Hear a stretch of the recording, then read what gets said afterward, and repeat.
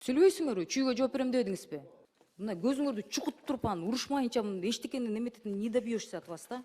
Балаңызды бияка алып келбей эле болчу. Даярдабаганын калп эле отмазка менен келбегиле да мындайчы эптеп септеп. Уруксат, жооп берип койсо болобу? Жооп бербеңиздер. Здесь мен суфлёрго чакырган жокмун. Он сказал, буду за Чуйскую область отвечать. Пусть отвечает. Дайте. Өкмөттүн, вы меня не прерывайте, пожалуйста. Сиз депутат болгондо анан мен сөзүңүздү бөлүп суроо бере бериңиздер да. Адашпагыла да. Таза суунун адистерин ушуну кемчилик кылган үчүн мен кечирим суранам, конечно. Жаныбек Албанович, сиз кечирим сурабай эле.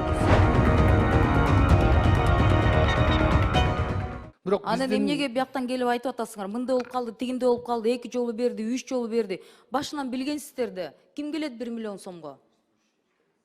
мына азыркы себепте ушундай Инфляция болуп атса, баардыгы кымбаттап атса. Жаныбек Калканович, зачем они здесь? Башында отуруп алып сире чечпейсиңер ушуну? 1 миллион сом заявка койсо 3 айын, конечно, келбейт эч ким. Келбейт эч ким, катышпайт. Ошол жактагылардан сурадым мен дагы. Эмнеге катышкан жоксуңар деп. Башында мен суммасын билбептермин. Говорит, конечно, катышпайсыз, говорит, там они, говорит, очень низкую сумму поставили деп. Мындай билгендей же атайын кылып атасыңар, мен түшүнбөйм да. Не было там воды еще 100 лет. Бул жерде мындай болуп атат да. 2 жолу болуп атат. Мына мисалы төмөнгүдө айтылып кеткендей, араб фонддор 2,5 миллионго салып берип атат. Бизде деген проектный сметный документация, биз сметалык 24-жылы эсеп деп чыкканда 1 миллион 560 миң сом чыккан. А биздин 24-жылдагы коэффициент менен алганда 1 миллион 60га чыккан. Биз андан аша албаганыбыздын себебинен ошону гана койгонбуз. Азыркы учурда Силер анан аша албай жатасыңар, хорошо. Это не ваши головные боли, это головная боль конкретно вот этого человека. А эмнеге бияка жетекчиликке келип айтпайсыңар? Тендер болот, эч ким катышпайт. Невыгодно деп. А эмнеге бияктан, почему вы здесь должны краснеть? Мен түшүнбөйм да. Зачем вот эта армия? Мы зачем им зарплаты платим? Почему айылдарда эл суусуз калыш керек? Анан могу урматтуу жигиттер, таарынбагыла да. Бизди эл бир жөө жаман көрүп калды, эмне эле кечке уруша берет деп. Мына мен сиздерге айтайын, могу тизмеде силер инвентаризация деп мен 1 ай мурда көтөргөм, инвентаризацияда алып келген баракчаларыңарды мен буну палатага чыгаргыла деп мен депутаттарга сунуштайт элем. Анткени любой начальник, мен алыс барбайын, ошол эле Сары Өзөн Асыл Баш айылына алалы да, ачкылачы. Ачтыңызбы? Башында. Биз мелкий аябай шрифт менен алып келиптирсиңер.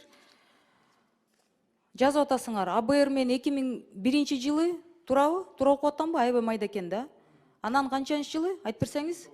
2009-то. Эмне болду ошондо?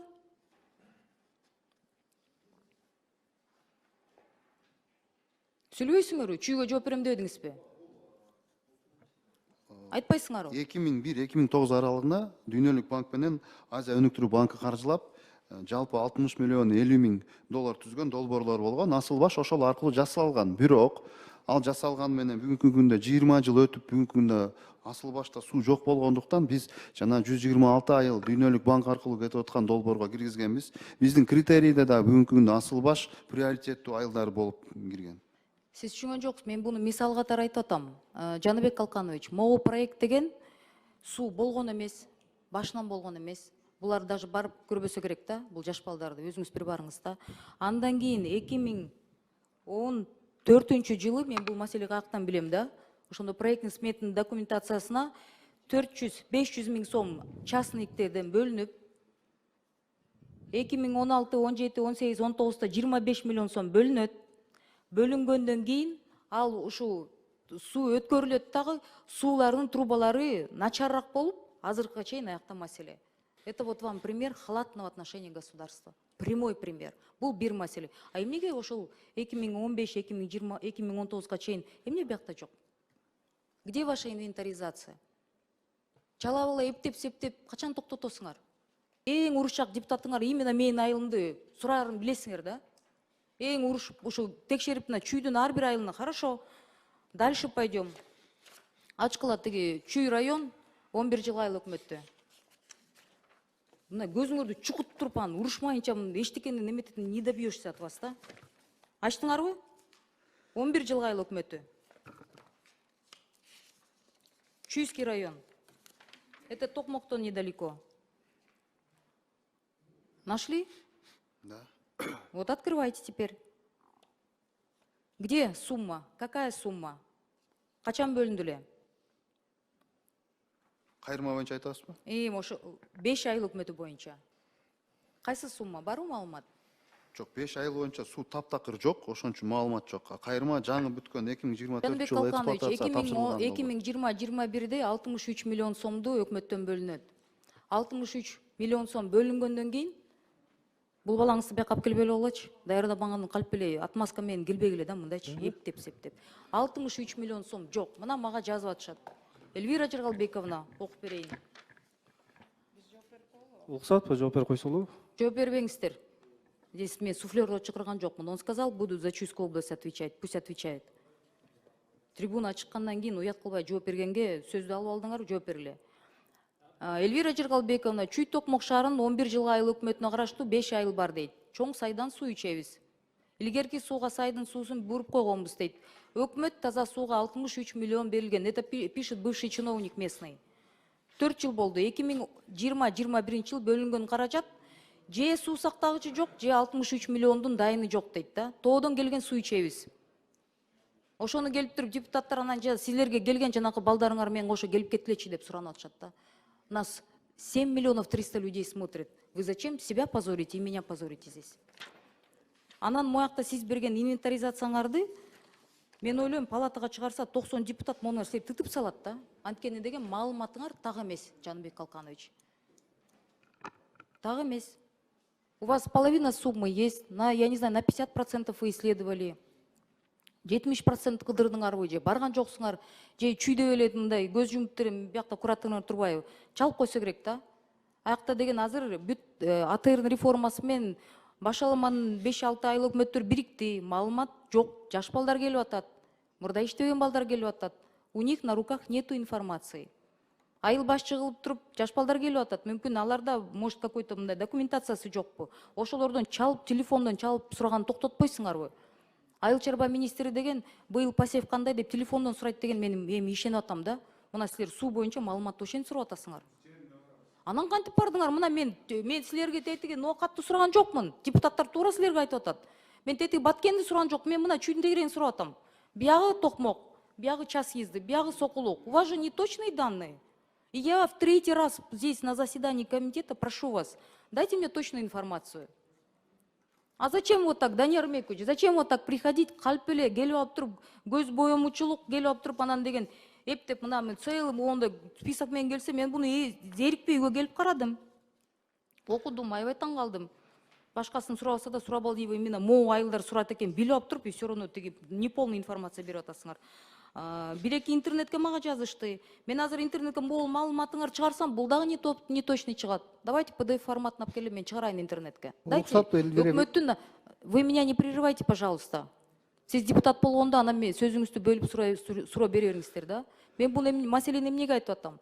Могул нерсени текшерип чыксак, көпчүлүк информацияңар фейк болуп чыкпаса дагы, бирок толук эмес болуп чыгып атат. Мен башкансына билбейм. Мына мен өз билген суроомдун жарты маселеси жок. Анан эмне келип атасыңар? Это вам Филькина грамота отмазаться вы пришли, да? Зачем мы такую армию содержим тогда? Зачем?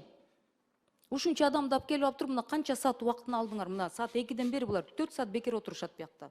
А келген маалыматы деген эптеп комитеттен утулуш керек, Данияр Мекович. А зачем тогда мы эти все проводим совещания? Палатага чыгаргыла. Давайте уже до конца ар бир могу айыл өкмөтүнүн 90 депутат булардын деген көздөрүнө чугуп берсин суроолорду. Адашпагыла да. Анан жаман көрөсүңөр да, анан барып чуркап барып жетекчилериңер жамандайсыңар. Сурабал дейбай бийликти жаман көрүп атат деп. Мен өзүмдүн кичмекенинде суроолорду берип атсам, өзүмдүн мына мен барып жүргөн жерде билген маселелерди берип атам, жооп бере албайсыңар да. Зачем вы приходите, обманываете? Зачем вы приходите сюда, целая такая армия, мы позвали вас? Зачем? Вам надо просто ептеп закрыть эту галочку. Теги Бакыт Эргешевич барып туруп ошол комитетте бул маселени жапкыла деп жөнөттү да. Анан туура депутаттар ачууланып атышат. Мен ачууланып атам да, мен таң калам силерге. Мен ушул таза суунун адистерин ушуну кемчилик кылган үчүн мен кечирим суранам, конечно. Жаныбек Калканович, сиз кечирим сурабай эле коңуз. Сиз 3-чү жолу экөөбүз бул маселени биз бири-бирибизди 8 жылдан бери тааныйбыз. Бул маселени мен канча жылдан бери айтып келе жатам. Инвентаризация кылына элек деп айтчусуңуз. Мына кылынды деп атасыздар. Кылынып келгенден кийин мындай чала эмени маалымат тап келбеш керек да. Анан сиз айтып атасыз. Жок, хорошо. Вы еще говорите, биз деген могунун баарын тиги депутаттарды алдыбаңыз. Жоопкерчиликке тартам деп азыр сизден улуу эле адамдарга жооп берип атаса биякта коллегаларымачы. Биз давайте биз текшеребиз, инвентаризация кылабыз, жоопкерчиликке тартабыз. Бул маселелер боюнча мурда белгиленген суулар боюнча, каражаттар боюнча эч ак эле толтура иштер козголонгон. Анын баары уже жабылган. Срок давности прошел. Вы никого к ответственности не привлечете. Ну давайте друг другу врать прекратим. Биз тарта албайсыз эч кимди. Сиз ал кишилердин жарымсы менен сиз иштегенсиз. Тарта албайсыз, билесиз да. Биз экөөбүз бар кезде өткөн чакырылышта деле ызычы болгонбуз. Барбадык беле, унутуп калдыңызбы? Анан ошондо иш козгогондон кийин эмне болуп бүттү эле? Срок экспертиза 3 жыл, 10 миң жабылды. Иш козгоп койду, там его обезжирили, все, вопрос закрылся. Вот как чиновники. Бизде УКМК башкалар деген билбейм, но именно тиги саясий активист менен анан тиги неме ишкерлерге эле алы жетет да. А чиновниктердики срок годности деген бар экен, через 3 года бүтөт, срок давности бүтүп калат экен иштериңер. Эч ким жоопкерчиликке тартылбайт. Поэтому бул маселе деген бири-бирибизди алдабай эле, анан биякта калып эле биякка бекер үмүт кылбагыла да депутаттар, ачык эле айткыла да. Жоопкерчиликке эч кимди тарта албайбыз. Уже все, забудьте этот маселен. Но хотя бы по-честному нормальную инвентаризацию принесите, пожалуйста. Поэтому сегодняшний Ян Данияр Армекович, не обижайтесь. Чырылдап эле кечке айтып атам, бирок уят да. Чүйдүн тегерегинде могу маселени билишпесе, анын башка айылдарды билбейм, силер кантип сурап атасыңар.